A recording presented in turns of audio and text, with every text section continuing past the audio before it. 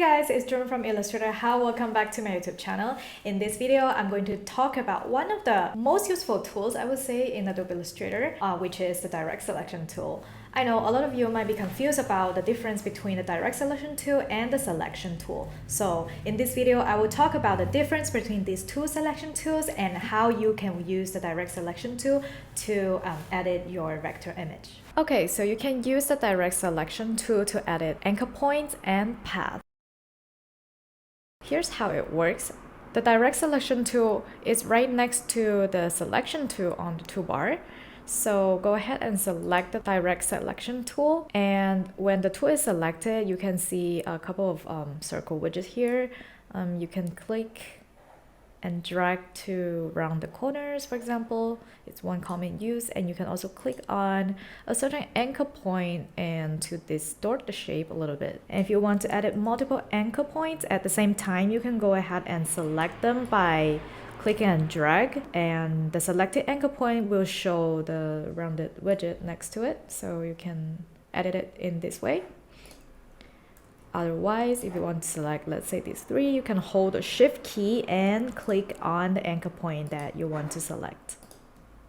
You can edit them as you wish, or you can drag as well. You can also use it to adjust a curve path. If you just click on the anchor point that's showed on the curve path, you can see the, let's say, the anchor point handles, and you can drag it to adjust the path. Alright, and you can also use it to edit any text that's outlined.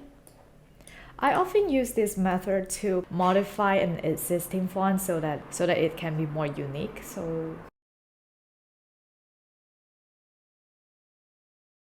I would say that the biggest difference between the selection tool and the direct selection tool is that you can use the direct selection tool to edit path and anchor points. However, using the selection tool, you will be able to move the object or to, let's say, rotate the object.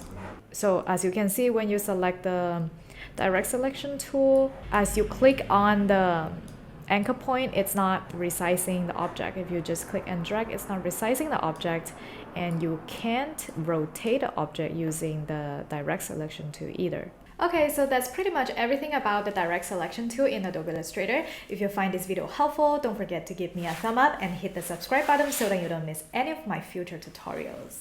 If you are new to Adobe Illustrator or graphic design and want to learn more about how to become a graphic designer, I do have a beginner's course where I cover everything in details for absolute beginners in Adobe Illustrator, and you can find the link in the description below.